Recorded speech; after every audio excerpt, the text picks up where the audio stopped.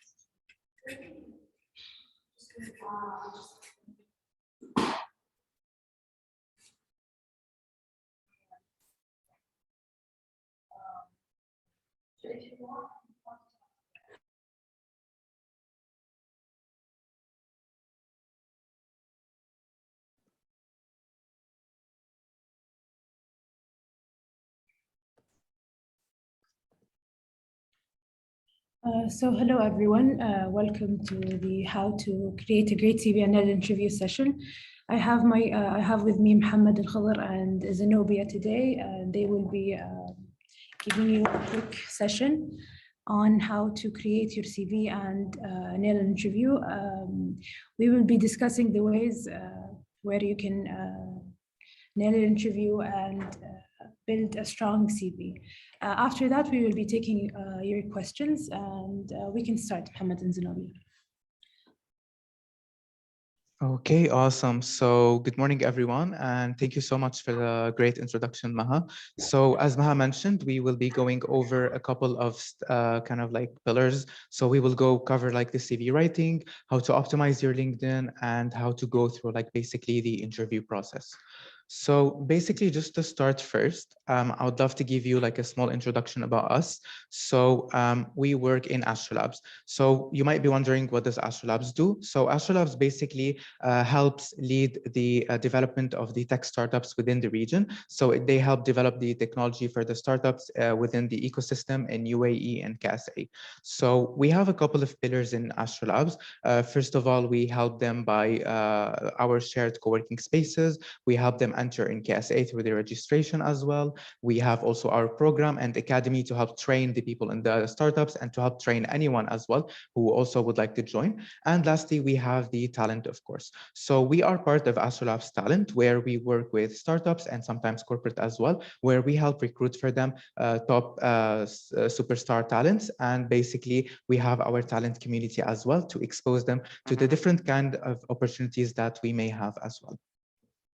So this is kind of like a snapshot about Astro Labs as well. So as I've mentioned, we will be going through the outline right now, which is, of course, the CV writing tips, LinkedIn optimization, and the interview tips as well. So starting off with the CV writing tips, you might be wondering like how basically do you want to structure your CV? What do you want to include in it? So we kind of like started out with these kind of like a couple of, these are kind of like the most important pillars. So first of all, you have the personal profile, which is the overview. So this is done but when at the beginning of the CV, as in like around 2 or 3 lines, where you kind of like help introduce yourself. So most of you right now, I'm assuming, are fresh grads. So you don't have basically practical experience. So what you want to do is, of course, try to introduce yourself and try to write some sort of like a summary about yourself, about like basically your kind of goal, your main goal or your main vision right now. So you want to talk about like what interests you at the moment, what exactly are you looking for, and what do you want to continue after you graduate. So you might want to mention these and kind of like have a little bit of a pass through through your soft skills as well and through your hard skills that are earned throughout the university.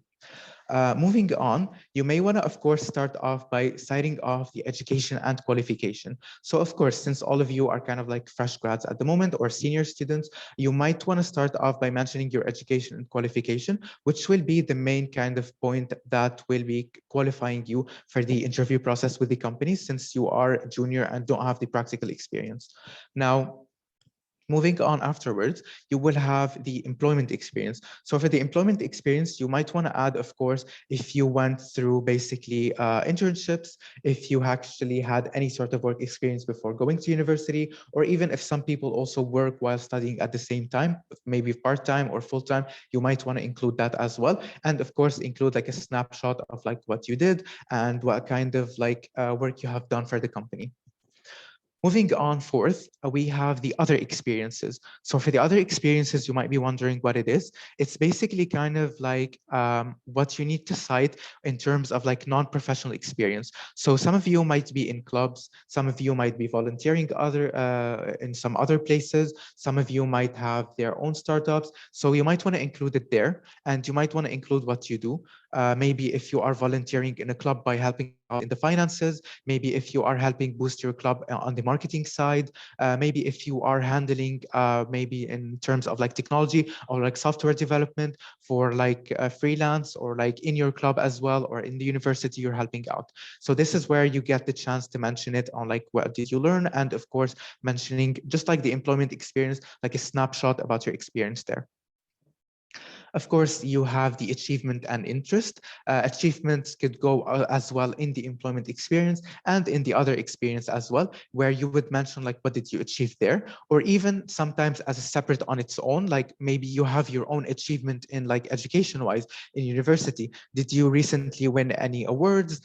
Were you like basically on the distinction list in your university? Maybe about your grades a little bit. What interests you on the side as well? So that's also important to kind of like mention to showcase, it indirectly showcase, like that you're hardworking and you are interested in like filling out basically your CV as well and your experience. Lastly, you have the references. So references are kind of important to include. You see a lot of time, some people mention that reference are available upon request. You may you may be able to do that, but it is more preferable to add the references on their own as well. Maybe you can add around 2 or 3 people whom you trust, maybe on the professional side and the personal side, and make sure to, of course, specify that, mention their email and see that you can contact them upon request, or you could let them know as well once an employer needs a reference. Now, in case you do not have reference, don't worry about it. You can just kind of like not include it as a section as well. Maybe when you reach the interview stages and they ask for a reference, you could come up with more people and present them on the spot rather than them existing in the CV. Now, moving on, we have the picture. Now, this is where you kind of notice that there is kind of like a question mark. That's because a picture is something that's more on the optional side. It's not mandatory. You don't really need to include your picture. And even personally, as a recruiter, I would prefer that a picture would not be included because, sometimes when you include a picture, some HR people or like some recruiters may have something called like basically an unconscious bias. They might see like your picture and decide on like some things that may not be related to it. So maybe you cannot include your picture, but if you would like to include your picture, and sometimes in some other countries, a picture might be necessary, try to include, of course, like a clear headshot of your picture, just like in terms of LinkedIn. It should be, like a little bit more on the professional side, make it clear and make sure, of course, that the measurements counts when including it, because, sometimes people may include like a small picture or like a picture that might be too big or include like a bit of like too much space of the CV as well. Moving on, last but not least, we have the keywords. So keywords, keywords, keywords. They are super, super important when dealing with your CV and applying it to the ATS. Now, an ATS is an applicant tracking system. It is generally used when it comes to HR systems and overall big companies and startups as well, because they do tend to receive a very big amount of CVs. So in order to weed them out, they have this applicant tracking system that can basically track your keywords, research what's relevant to the opportunity that is being discussed, that you have applied to, and then weed out the CV. So it is super important to watch out when watching a job ad for the CVs, for the keywords, and include them in your CV as well. So for example, sometimes you may have like a job for marketing. You need to focus, of course, like on the communication, social marketing, SEO, paid search, depending on like where it is specialized, and try to include that in your CV as well, depending on the experience that you went through. Last and most importantly is update what needs to be updated. Some people sometimes would go ahead and like basically publish their CV for up to like maybe 50 job ads, but you end up with 0 interviews and maybe like two rejections. So basically what you need to do is make sure to update your CV and perfect it depending on the job ad that you are applying to. Each job ad is different than the other, and each one have different keywords that are required. Maybe it depends on the industry, maybe it depends on like basically this type of this specialization. So it's super important to keep your CV updated and to be able to kind of like stay on top of like these job ads and be able to ensure that you enter this applicant tracking system and secure yourself a first interview. Now we will be moving on to basically the optimal CV. Here we will have basically 2 examples being given in front of you. So let's focus a little bit on the second example. So as you see, it seems a little bit more on a table side. And when you want to check it, you get a little bit lost. Like, where do I look at? Where do I start? There's a lot of information that is being stuffed. It seems a little bit too noisy. You can't really focus on it as much. And there's just like, it's overall a little bit outdated. It's not well polished. It seems, like a little bit clustered. So what you need to do is focus on the first one. Try to ensure that, of course, your CV stays pretty clean and very neat, and it is clear. So here you see that it is kind of like developed in a way where there is bullet points. In the second one, you just see like description. There's no bullet points. There's just very big paragraphs. Sometimes a recruiter would deal, with an upward of like maybe 200 CVs. So they wouldn't really have the time to go over the whole thing. When you list them up in bullet points and in keywords, like, defining, having solutioning, design, these are important keywords where a recruiter is able to kind of like quickly skim through them and realize like, okay, this CV is great. Let's go through with it. It will pass. We will discuss maybe like having a first interview. But when you go through the second one, you won't have the time to go through it. And also another point that is important to mention. So I've noticed that a lot of fresh grads sometimes kind of include maybe a lot of colors and a lot of kind of shapes in their CVs. So unless you're an artistic person, like dealing with design, graphic design, architecture, or overall arts, try to like abstain a little bit from adding too many colors. If you're very interested, of course, you can add like maybe a color or two in like a simple way that would keep the CV neat and ATS friendly, but otherwise try not to like make it a little bit too messy and a little bit too like clumpy as well. So this is kind of to help you out in some CV creation tools. I'll keep it up for a little bit of a while if you want to like note down some of the website. So for these website, as you see, they present you with like an already kind of like neat CV to look at. And afterwards, you will be able to kind of like perfect it and work on it depending on your experience as well. So it gives you the template and it gives you like basically these sections and the subsections. And basically you would be able to perfectly work on them through basically your own bullet points, your own experience, your own education, and your own skills as well.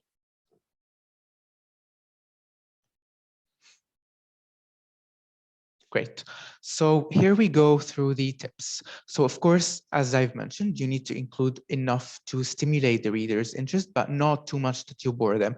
So when we look at the CVs from before, I'll do a little bit more on them. So here you see these bullet points, and like when it comes to the other experiences, it's just mentioned, neatly in bullet points. So this kind of attract my attention. It seems pretty neat. I can read it very easily and then understand like what they did, like a little bit of a snapshot about their experience. But when you look at the second one, when you start including too much information, I won't be able to have the time to read it. I won't be interested in reading it. And it would just end up like not even going through the ATS system, being rejected, or like not even getting an interview. Because what you need to focus on, the big chunk of your part right now as like a junior person, as like a fresh grad, is being able to secure the first interview. That will be almost like 80% of your work. Afterwards, it just depends on your skills, how you go through the interview, and like how you can speak to basically, it depends on like basically the cultural fit, and we will speak about it more later. Of course, keep it to 2 pages max. Now, of course, as fresh grads, I wouldn't expect for your CV to be around 8 pages. Keep it around maybe like 1 pages, 2 pages max. It would help being able to read it faster and going through it faster as well. Of course, ensure a well-structured and well laid out. We spoke about it. Of course, being able to keep bullet points. Maybe you can number it as well if you would prefer. Just keep it like in basically kind of like lines instead of like big chunk of paragraphs. Of course, include factual information and do not lie. An HR person or a recruiter would well know that if you have lied because, you know, they have a reference, they can check like with your university, of course. Sometimes people check even further through like your company as well. So try to make it as factual as possible, as truthful as possible. Don't, you know, exaggerate your achievement. I know that some of you maybe would love to like exaggerate it to kind of like get through the first interview, but make sure to keep it factual, make sure to keep it honesty. It would reflect on you as a person as well when going through the interview, and reflect to the HR as well that we are dealing with an honest person, we are dealing with a truthful person, and they would enjoy the call much more. Lastly, as simple as it may seem, always make sure to spell check. I know sometimes you might be a little bit more like stressed out and maybe a little bit worried that you may miss like certain words. So after you finish your whole CV, please make sure to just like, skim through it. You don't really have to go through each single word, but just make sure that the capitalization is in check, make sure that the grammar is in check, make sure that you didn't misspell any word when typing. Sometimes we type quickly. Sometimes, like in my case, I type before my brain even could think. So I always try to make sure to kind of like go through the information on my CV or the information on my email that I've written. So overall, I can ensure that everything is clean and everything is well laid out. Here we have basically a couple more information on like what to include. So of course, 5 to 7 impact statements. So these go through basically what you need to do when you are listing your experience, where you are listing your volunteer experience, maybe an internship experience, a club experience. Just, like try to mention what you did overall, what you were responsible for, your daily tasks, your achievement, and try to use the powerful words, which are the keywords, which will be able to translate better into the ATS system and would guarantee your chance to go through the first interview as well. Secondly, you need to include the key skills. So when it comes to the key skills, you have both technical and soft skills. So let's say right now you're studying, let's say, computer science. In computer science, you learn, of course, to the technical languages, maybe Java, C++, Python. Just make sure to include them. Specify like how proficient you feel you are. Maybe you've done a couple of projects in these languages, include them as well. These would count as the technical skills. Second one, of course, would count as basically the soft skills. So we will go through them through the transferable skills as well. But of course, when it comes to the key skills, the technical ones, make sure to include them, how proficient you feel you are in them, or maybe you could just include them as like bullet points as well. Lastly, you have the transferable skills or the soft skills. So these skills are transferable between each kind of like job, regardless of like your major, whether you were in design or business, or let's say kind of technical, more like computer science, IT, you have these kind of like set of skills that you need to have for each job, such as stakeholders management, leadership management, communication skills, problem solving, time management, and these things you would be able to kind of like have them when you are working in university. So you would be able to highlight them through like maybe your group project that you've done, your club experience that you've done, and of course, overall, basically, any kind of like project that you went through or volunteering experience that you were able to gain some sort of soft skill from. Now we will be moving on away from the CV writing onto the LinkedIn optimization. So this is kind of like a bonus kind of like chapter where we just wanted to go quickly through how to optimize your LinkedIn. So as a recruiter myself, we've been hiring for a lot of basically junior position. And what I've noticed is that when you don't have as much kind of experience, a lot of junior people tend to like not fill out their LinkedIn profile. So what we want to do is like, of course, stress out on like how to perfectly fill out your LinkedIn profile and how to have like a perfectly ready profile. So like maybe when a recruiter or like a hiring manager would be looking at your profile, they would be able to like have this kind of perfect snapshot of like who you are, what you've done, what's your educational background, have you done any volunteering, have you done any projects, have you done any internships. This is where you will be able to like kind of have them ready for you. So of course, we have the LinkedIn profile funnel. We have the photo cover and headline. This is what kind of attracts the eye at first. Where you will be able to kind of like go through it, check out if this person has spent some effort on their kind of like LinkedIn. The headline is kind of like a snapshot about yourself. What are they doing now? What's their position? What kind of like their education as well? So this is kind of what you need to focus on.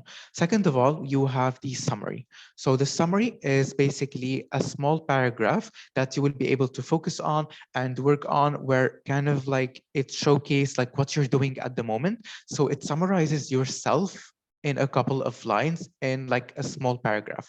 And lastly, you have the CTA, where you will be able to mention, of course, like your experience, your education in detail, mention a couple of points on your experience, a couple of points on like your education, basically, of course, include keywords in there, just as you are in including when it comes to basically your CV as well. So you might be stressed out and like, how do I fill this? So don't worry. When you're working on your CV and you're working on these points, all of these points, all of these bullet lines are transferable into LinkedIn itself. So make sure to have a LinkedIn that matches your CV as well. Here we have, of course, as I've mentioned, we will go a little bit in details about the points that we've mentioned briefly. Here we have add a photo. A lot of people may add, basically, as you see, a cat photo, or like maybe keep it kind of like empty. So what you want to do is, of course, try to add a photo of yourself.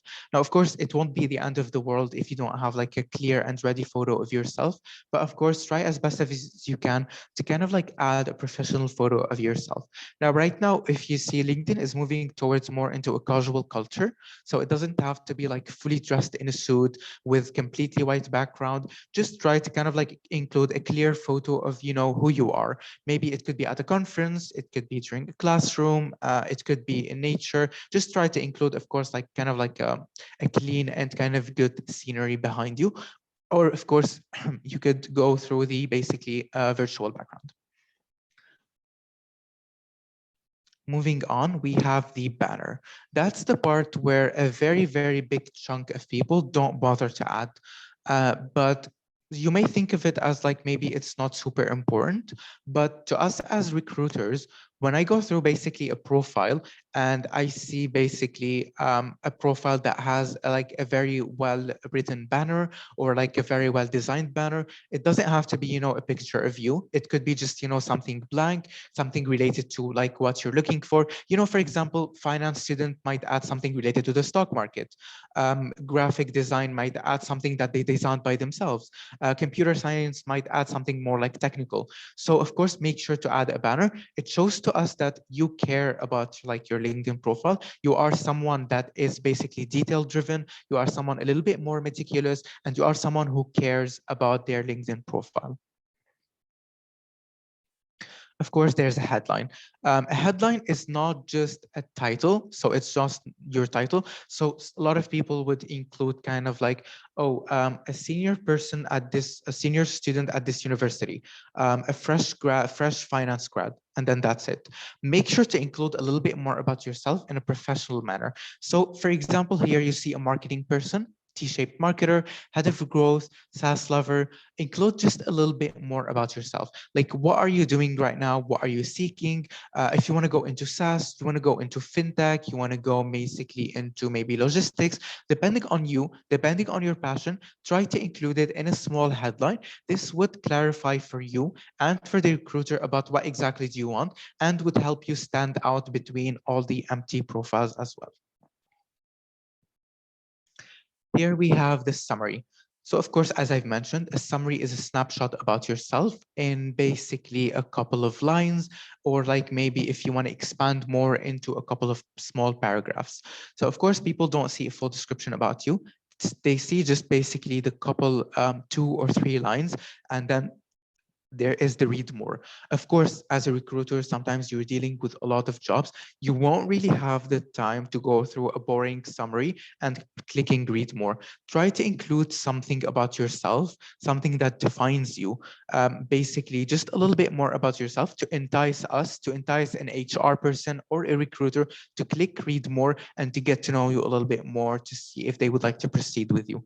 So right now, as here you see a growth marketer, SaaS follower, startup lover, you know, he just like specified himself that he would like to go into like a startup path. He specialized more into the SaaS industry. He doesn't want like maybe logistics, doesn't want other types of like companies. He's focused more into SaaS. So right now here, like, oh, I'm interested. I would love to know more. He seems like he knows his things. He seems to have listed like basically an overview about himself. I would love to know more.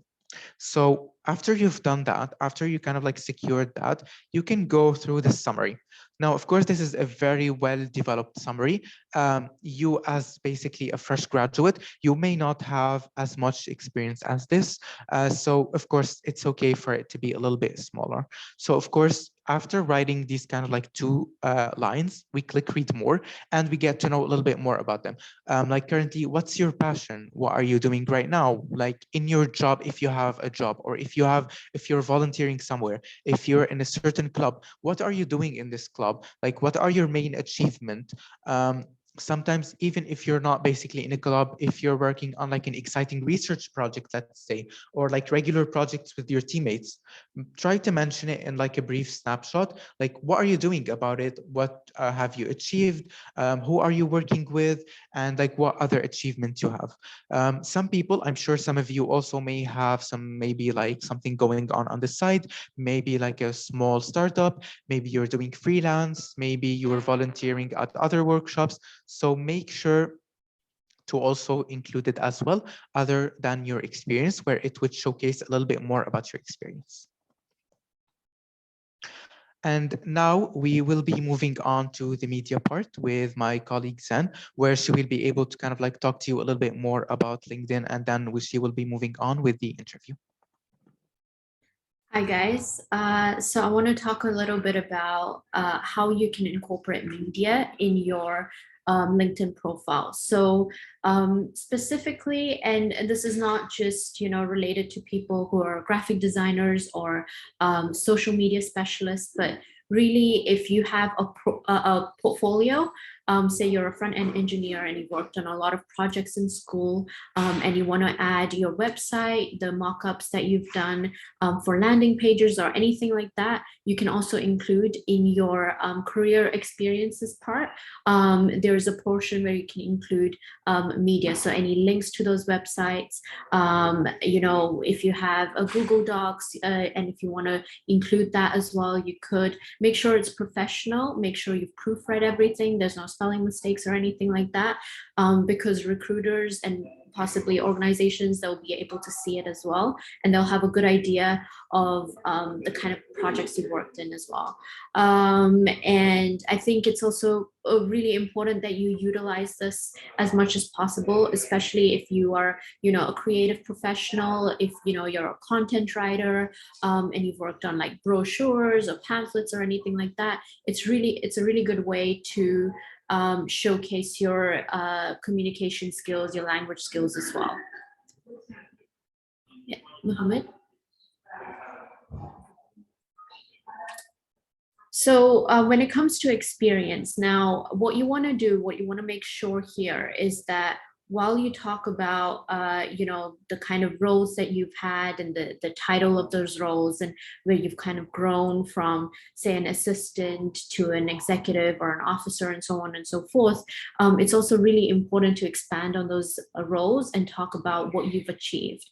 So it's not just enough to talk about, well, I have good communication skills, and this is what I did in my, day-to-day duties and responsibilities. You want to make sure that you also talk about what kind of projects you worked on, what were the results, what were the outcomes of those projects. You want to make sure that you give as many examples as possible. Recruiters, when they're searching for LinkedIn profiles and looking for relevant, CVs or profiles on LinkedIn, they search for keywords. So make sure that your wording and your language is there. If you're a technical person, make sure you're, using any programming languages, anything that you've thought of or used in your previous projects or in school, and you feel you're very strong in, make sure you mention that. Again, what's really important to remember is you don't oversell yourself, because whatever is on there, you will be asked about. So in an interview, or a recruiter might do an initial call with you and ask you about, well, you used React. Tell us about an example of when you've used it, or how many years of experience do you have using it. So it's really important to elaborate as much as possible in your experience. It can make or break in terms of if your profile gets selected or not. So think about it in a way where you see a job posting, you see a job description, and you see that for a social content specialist, and then they talk about, the duties, the job responsibilities, what will you be, taking ownership of. Make sure that the experience portion is kind of like that. So what were you responsible for? What did you achieve? Give examples, be as specific as possible, because that comes off as genuine, and it helps people understand, like, okay, this person did this in the role. They worked in a team, but this is specifically what they did in this team. And yeah.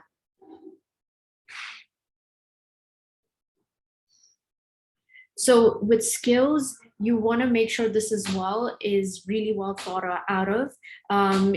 For technical people, it's really important that you can mention as many, programming skills, coding skills, whatever language make sure you mention it. It's really great if you can also get your friends, your peers, your connections to endorse for those skills as well. That just is basically giving you an example of, well, they can vouch for you. So they have evidence, they've seen you in leadership roles, or they've seen you do marketing or growth hacking. So they can provide that proof. So you're not just putting skills and whatever you can do just to fill out your profile. It's really great as well if you can get them to endorse you as well.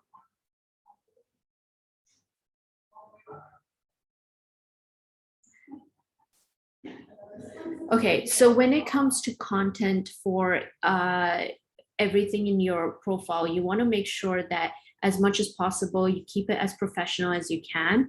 It is a social media tool, but it's for professionalism. You can utilize it for as many different ways as you can. You can look for jobs, you can connect with people, you can network, you can share interesting articles. You can also make sure that if you do it well, then you can have it, really build your career in the future. So that's what it's really great for as well.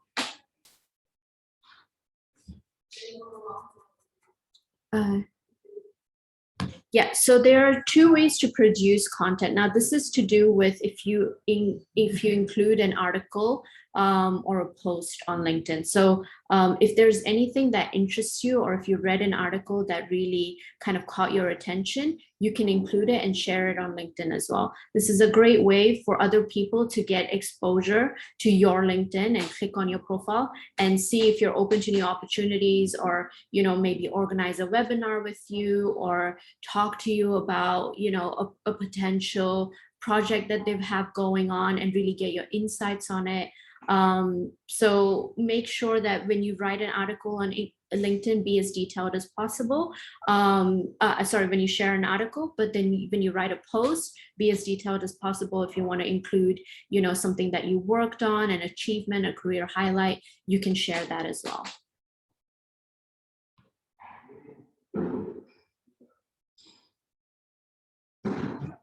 So building your network is really important as well. I think you want to go before. Oh, is this okay? So yeah, so an example of a valuable LinkedIn post is when you make sure that you're not bombarding people's LinkedIn feeds with multiple posts. You want to make sure that you're getting to the point, you're being very specific. Sometimes you want to try and post on different times of the day as well, if you can, not multiple times, but maybe in the morning, in the evening. So maybe people are getting off work and they check their LinkedIn, they can see your post, and you can get more traffic on your LinkedIn profile. But make sure that, again, you're not just posting. This is not like Twitter or Facebook, not too personal. Just make it to the point to your career and anything that you find would help other people as well.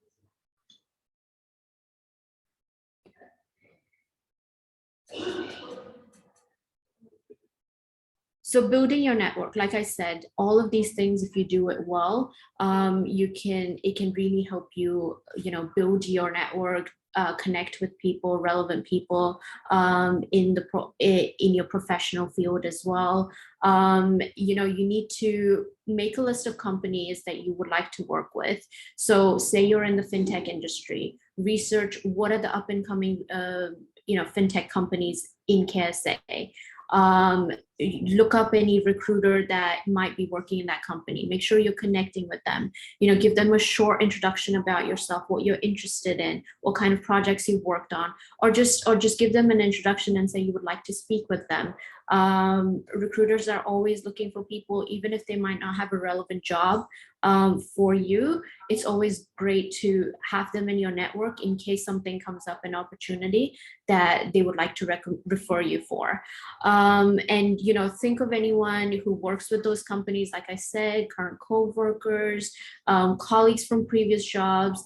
Referral is one of the biggest ways that you can get an entry-level job as well. So having made that impression with people in your network is super important, because then that will show to them that will make them remember you as well. So join LinkedIn groups as well.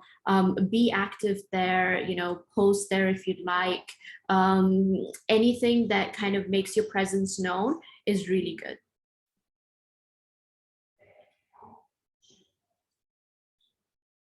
So here I'm going to talk about interview tips. Now, we need to make sure that as much as possible, we can have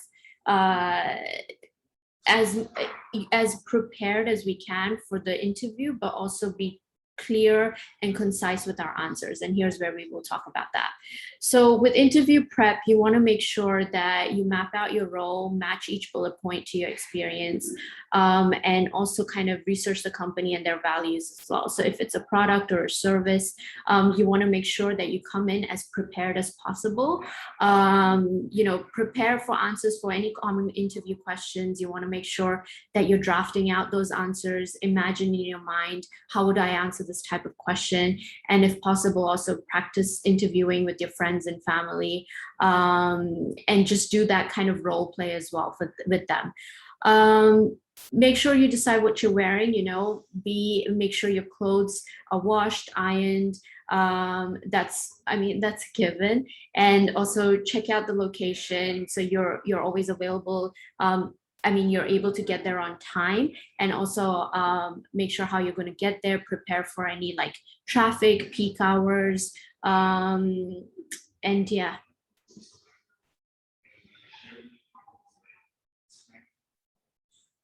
So in terms of top 10 interview tips we can provide, so make sure that you practice really good non-verbal communication, dress for the job, and actively listen to what's been asked from you.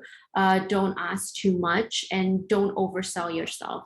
So always this is really important, not just with LinkedIn content writing in your profiles, but even in your interview. You want to make sure that you come off as genuine and organic as possible. There's a fine line between, you know, confidence, professionalism, and modesty. And it's very easy for us to spot when someone is not being truthful in their answers or not being too specific enough, you know, when they're talking about their roles and experiences. So you want to make sure that you take care when answering those questions. And it's always great to ask questions. It means that, you know, you are listening, you're curious, you want to learn more about the company. You want to understand that it's not as much as an interview it is for them, but it's also an interview for you. You want to understand if this would be the right culture fit for you, if this is the right environment for you. So make sure that you kind of cover any questions, come prepared with those questions as well. And obviously work on your answers beforehand. That's something we discussed as well.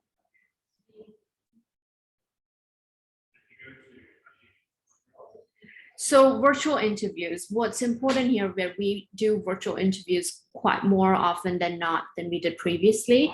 You want to make sure that you schedule your interview for a time when it will be quiet at home. You know, you want to make sure that there's not a lot of background noise. You want to make sure that there's no pets or distractions as well. Perhaps, you know, if you can find a quiet space, you can go plan it ahead of time, download any tools ahead of time, make sure your equipment is working in order, and double check that you've received the link. Check that link if it's working, check your sound, your video equipment, everything that you can. And you have a clean background, there's no distractions, so the interview is not looking at your background, they're looking at you. And dress like you're going for an in-person interview. You know, this is no excuse for you to kind of dress casually as well. And practice with the family or friend as well, because that will really help you understand that, help you prepare and be less nervous for the actual day. Remember to smile, make eye contact. It makes your interviewer feel like you're present. And don't be on mute.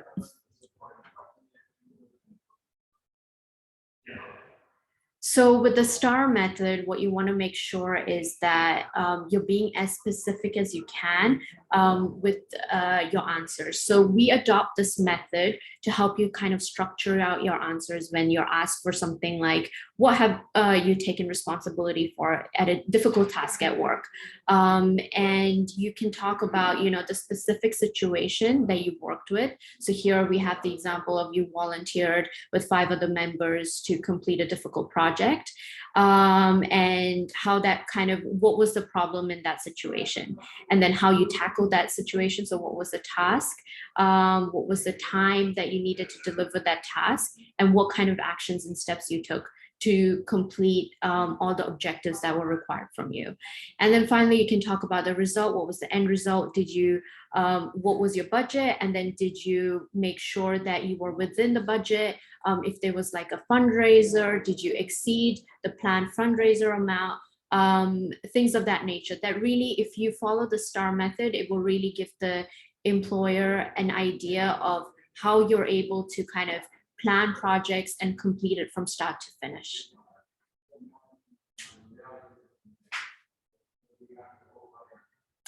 So here are some example questions that you can ask at the end of the interview. Like we said, it's really important that you ask questions. So it shows the employer that you've thought about, like you've actually done your research, you've thought about the company, you've thought about the role, and you want to understand and learn more. Eagerness is great.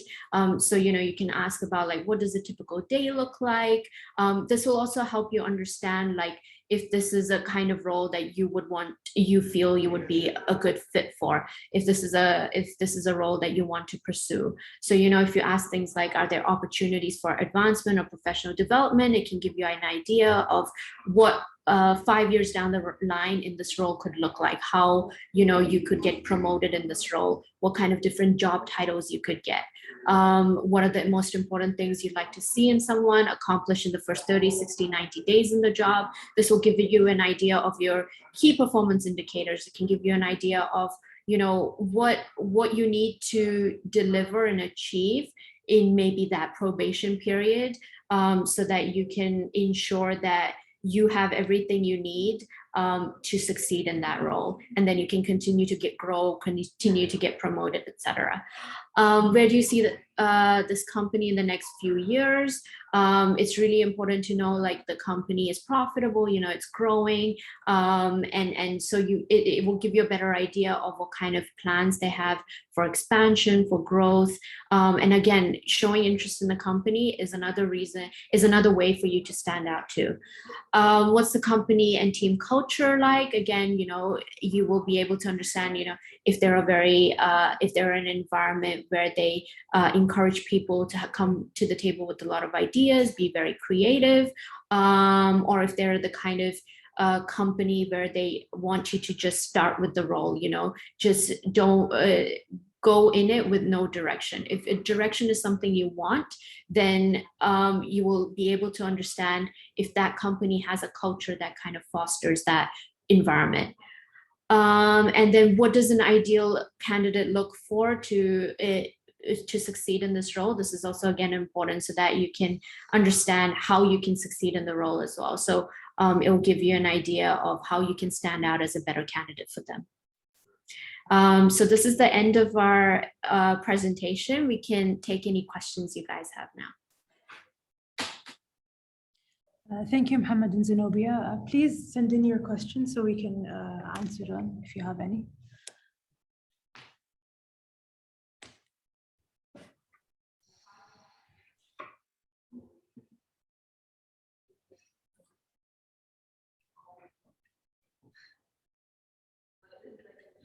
So we've got a question saying, do you suggest to follow up after the interview?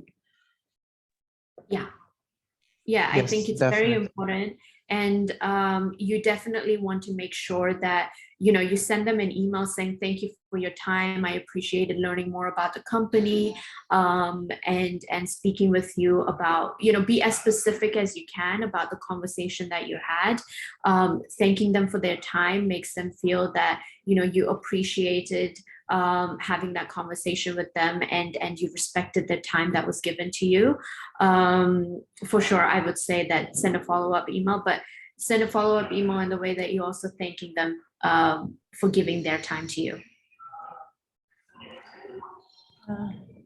Thank you, Zenobia. We have another question saying, if I have a local and international certificate for the same course, which should I put in, or both are fine to put in? Yeah, I feel like generally putting one is better, just, you know, to avoid like making it too complicated or making the CV too big. You could put the international if they both have like the same context. It should be good. I will read also the questions for you, Maha, as well. So there is, what advice would you have for expats trying to secure a role within a fintech in KSA? So of course, it's definitely a little bit more trickier to secure something if you're an expat. But of course, just, you know, make sure to like contact the CEO or contact people working within the company that you are targeting. Try to connect with them on LinkedIn, show them your skills, just in a bit of a snapshot, just tell them a little bit more about yourself. Like, hey, I'm interested in like this opportunity. I have completed this and this, and just wait until, you know, they get back to you. Sometimes they're interested. Should we submit our CVs as a Word doc or a PDF? So it is much more preferable to submit it as a PDF. It is much more ATS friendly. It is basically suitable with all kind of like softwares that any company might be using. A Word is not bad, but you know, it could be sometimes changed. Sometimes the format of Word changes when you're submitting it to different places. It could get clumpy. So make sure PDF is much better. So one of the questions were, when you have more than one programming language or more than one skill, use it and you need it for your work, given you're moderately efficient in it, where would you list them? So a good way to present this is you can say how many years of experience you've had with the skill, or you can say, you know, moderately efficient. So beginner level, intermediate level, expert level. These are good ways to convey, you know, your strengths in these skills as well. Yeah, definitely. And for the cooperative training, it's definitely something that you need to add to the experiences section. Any kind of training that is added, that you are gaining value from, you're working with a company, add it to the experience. I saw also a question. So basically, I'm a senior student. Is it fine to look for a job before graduating? It's not just fine. This is what you need to do. So this is like the most important part. When applying to companies, you don't usually receive a response right away. Sometimes it takes time. Sometimes it could take upward to like maybe 2 months or 3 months before some usual like startups or companies reply back to you, because they are usually swamped with CVs. They are working on their operation as well. So of course, make sure to apply as a senior student in your last year, maybe in your last semester. It would help you to basically secure a job when you're graduating instead of like having to wait. What should I say when they ask about the salary? So of course, if you're like a fresh graduate, it would help a lot to kind of like discuss it in a way where you are more interested about like gaining experience. So if someone were to ask you like, do you have an expectation? Do you have a desired range?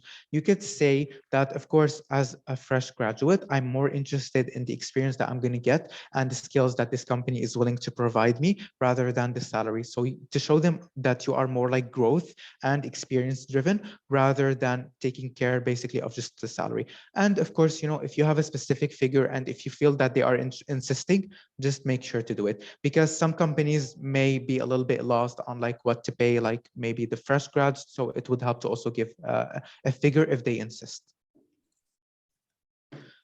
Is it okay to say I don't know to some technical questions? Of course it is okay.